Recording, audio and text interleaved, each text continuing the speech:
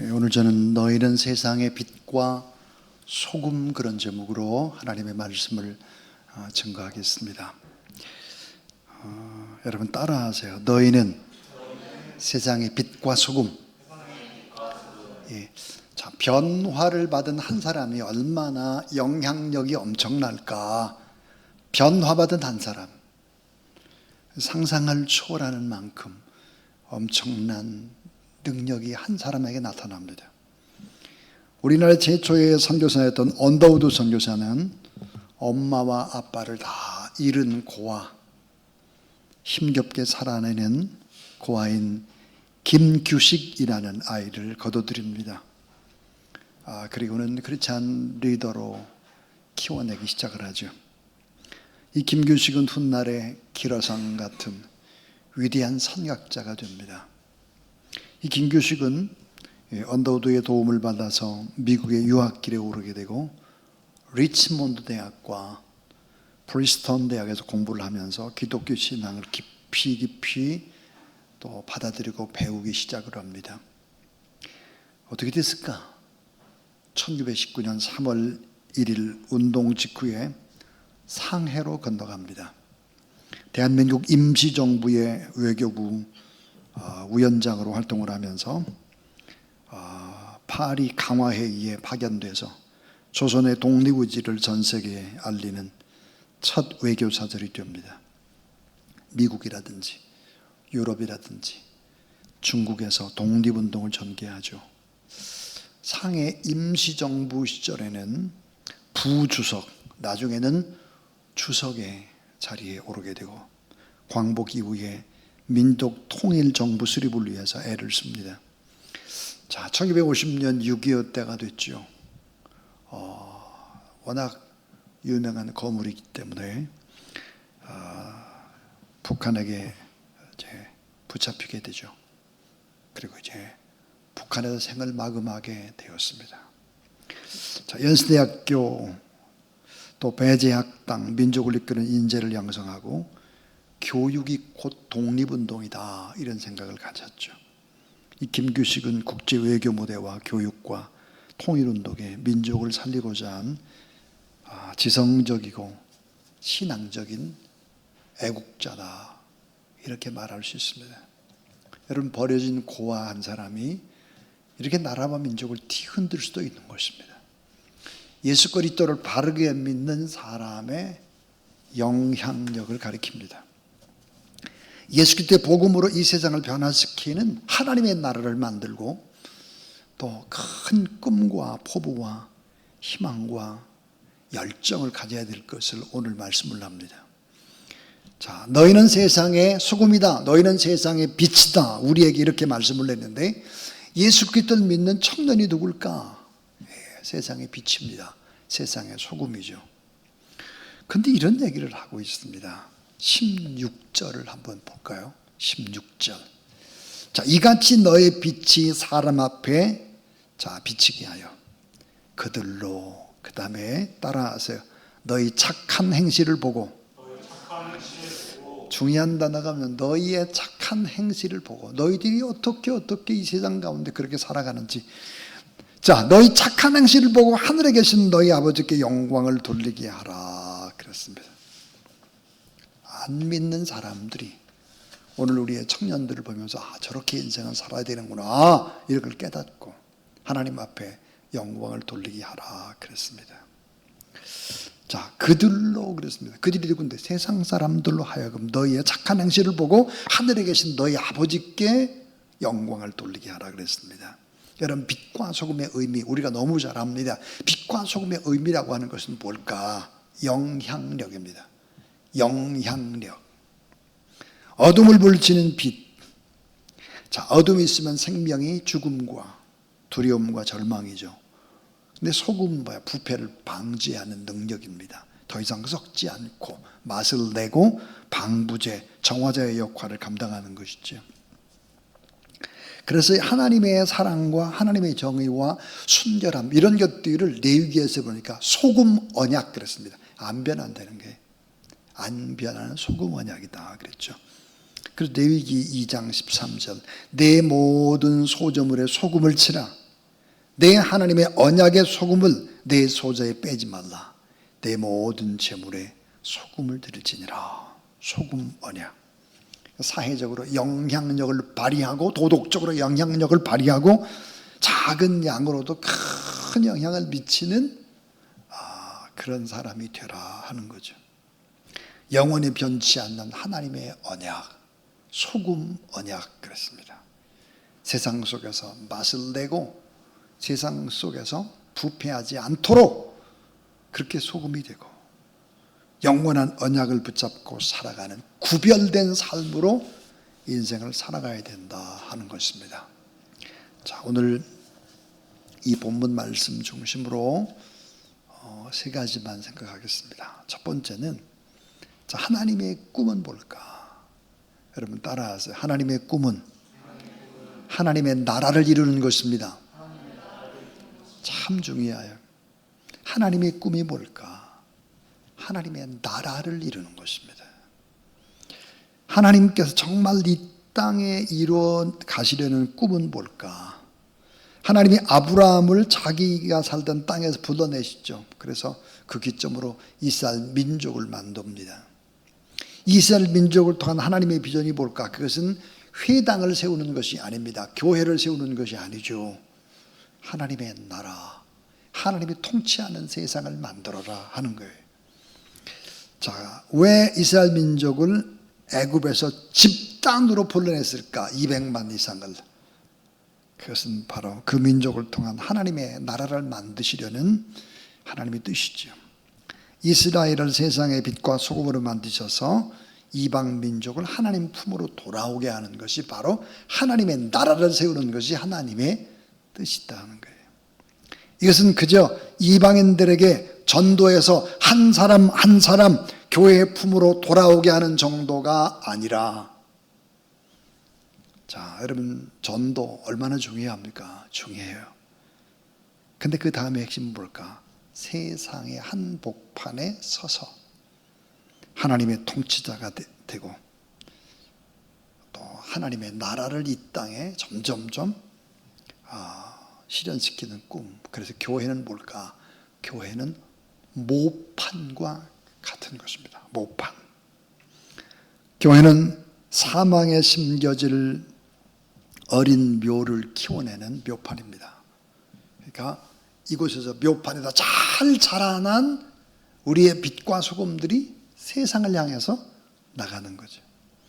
하나님의 나라의 통치가 교회에 이루어지고 이같이 임한 하나님의 통치를 세상 한복판으로 실현시켜 나가는 것이 하나님의 꿈입니다. 자, 예수 그리스도를 세상에 보내시죠.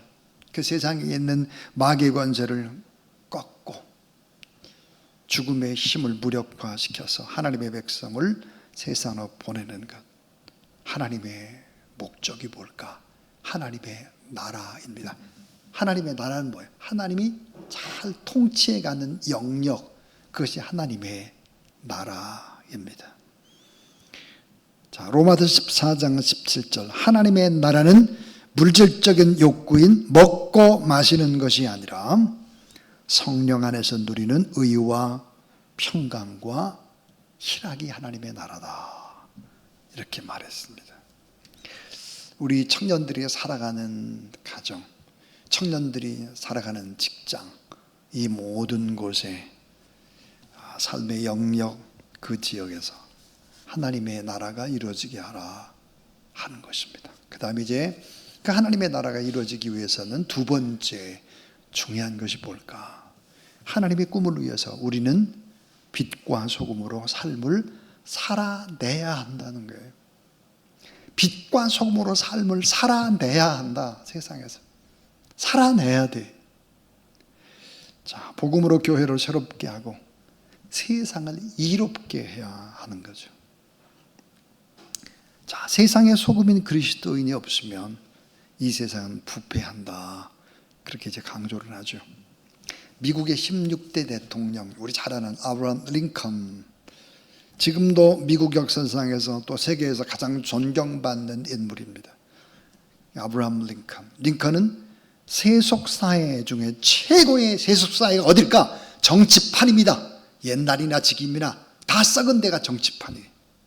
이 미국의 정치판에서 소금과 같은 역할을 하면서 크리스찬으로 삶을 살아냅니다. 하루는 주의 의원에게 출마한 링컨에게 소속당으로부터 선거운동비를 쓰라 그래서 $200, 200불이 보내졌습니다. 자, 그땐 뭐 큰 돈이 아니었고 지극히 가난했던 링컨에게는 사실은 200불도 큰 돈이었다 그래요. 그 후에 선거는 끝났고 링컨은 주의 의원으로 당선되었습니다. 그런데 링컨은 자신이 받은 $200의 선거운동비 중에서 $199 25센트를 당 본부로 보냈습니다. 잘 생각해 보세요. $200인데 $199 25센트를 당 본부로 보냈어요. 깜짝 놀랐죠. 그리고는 링컨이 이런 편지와 함께 보냈습니다. 선거 연설회장 비용은 제가 다 갚았고 여러 유세장을 돌아다니는데 말을 탔기 때문에 비용에 들지는 않았습니다. 다만 유지 가운데 목이 마르다는 분이 있어서 그에게 사이다 한 잔을 사준 것이 75센트 들었습니다. 그래서 $200 선거운동비 가운데 $199 25센트를 보냈습니다. 자, 당시 당비를 별 생각 없이 써대는 것이 관행이었습니다.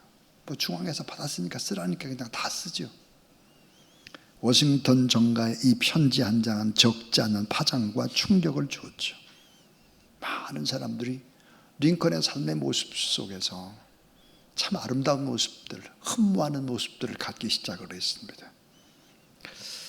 정치가 정화되어져 가는 자극을 받은 거죠. 그 뒤에 기자들이 링컨에게 물었습니다. 수차례의 실패와 역경 속에서 정직한 삶을 유지하는 것이 쉽지 않았을 텐데 어떻게 정치에서 일관되게 그런 삶을 추구할 수 있습니까?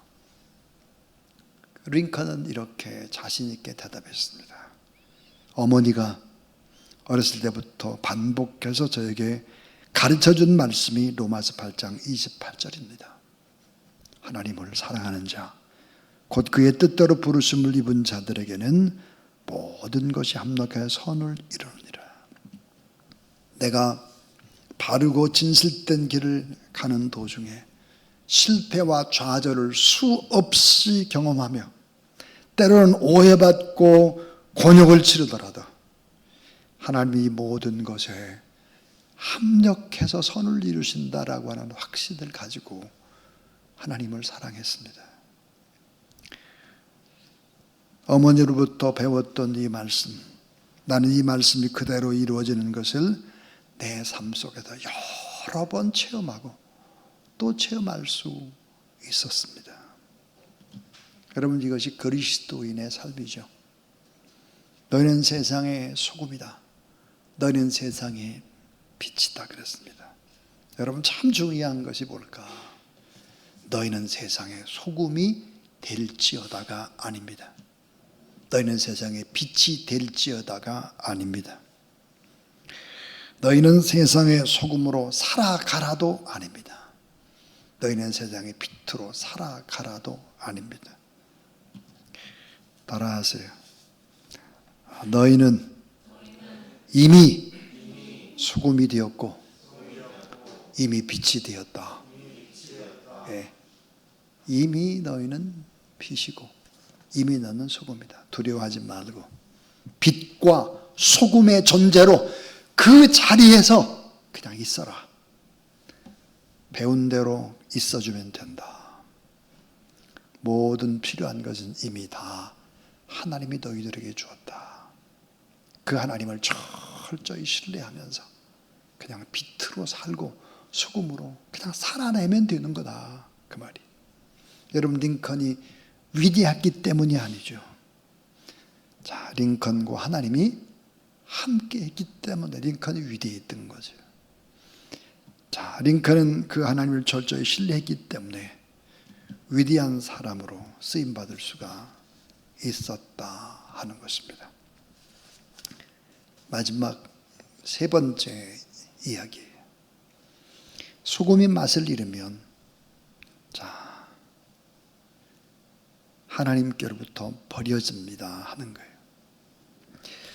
소금이 맛을 잃어버리면 어떻게 될까? 버려지죠.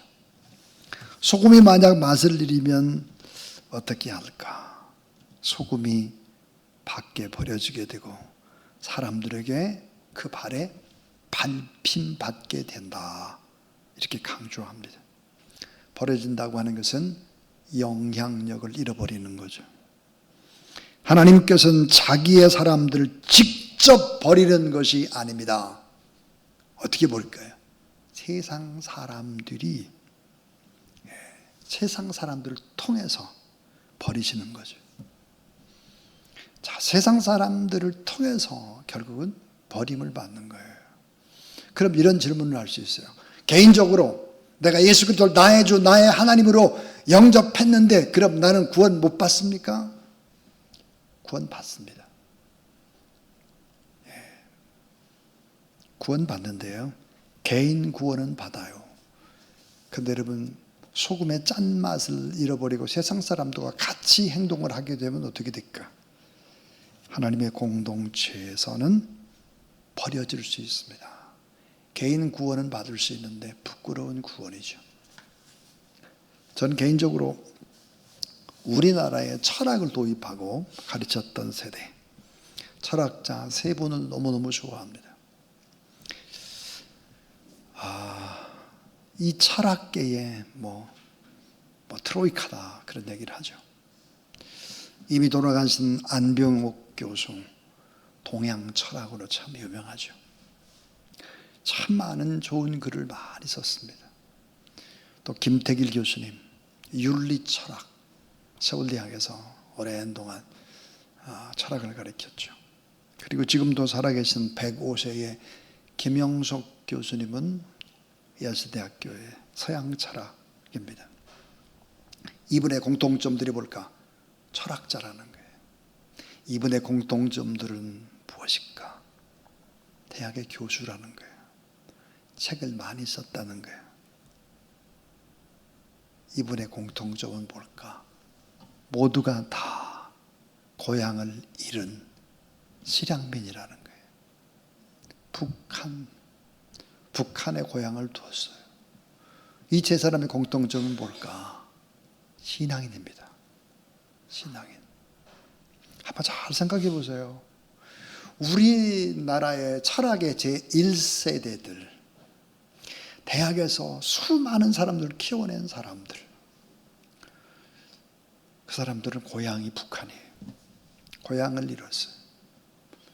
그분들은 신앙인이에요. 그분들은 지금도 두 분은 돌아가시고 한 분은 살아계시지만 지금도 영향을 끼치고 있습니다. 자, 이분들은 죽기 전에 세 분이 인문학 박물관 철학의 집, 이걸 이제 양구에다 세웠습니다. 양구. 여러분 양구 갔었잖아요, 지난번에. 이 양구는 사실은 6.25 동란 그 이전에는 양구 땅이 북한 땅이었습니다. 그러다 휴전선이 거지면서 결국은 남한 쪽으로 편입이 됐죠.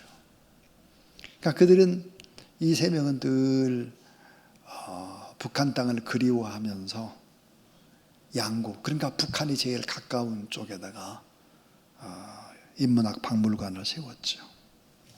그리고 문학과 철학이 어우러진 복합 전시 공간을 만들었습니다. 김영석 교수님께서 105세인데 이런 얘기를 하고 있습니다. 대한민국이 건국되어 1948년 5월 31일에 첫 재헌국회를 할 때 이승만 박사가 여운형 목사님한테, 이윤영 목사님한테, 이분은 국회의원이었어요. 이윤영 목사님한테 기도를 부탁했습니다. 당시 국회의원의 숫자가 198명인데 여기에는 무신론자는 말할 것도 없고 불교인, 천도교인, 또 천주교인 등 한국의 다양한 종교인들이 다 모여 있었습니다. 그런데 당시 기록을 보면 그 누구도 하나님께 기도한 후에 재헌국회를 시작하자는 이승만 박사의 제안에 비토를 놓거나 불편함을 드러내지 않았습니다. 뭘 말씀하는 것입니까? 기독교가 가진 사회적 영향력, 도덕적인 영향력, 그 지도력이 그만큼 한국 사회 안에 탁월한 위치에 있었다는 것을 말해줍니다. 특별히 이 지도자들이 교회가 민족의 고난에 함께한 종교로서 인정을 받은 것이다 그랬습니다. 사랑하는 여러분, 지금 우리 청년들이 우리가 해야 될 일들이 정말 뭘까?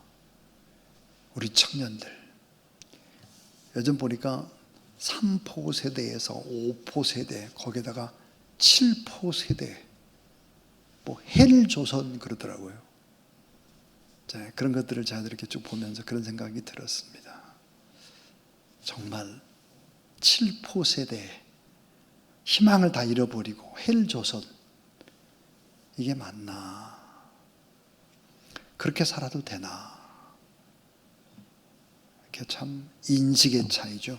인식. 잘 생각해 봐야 할 것입니다.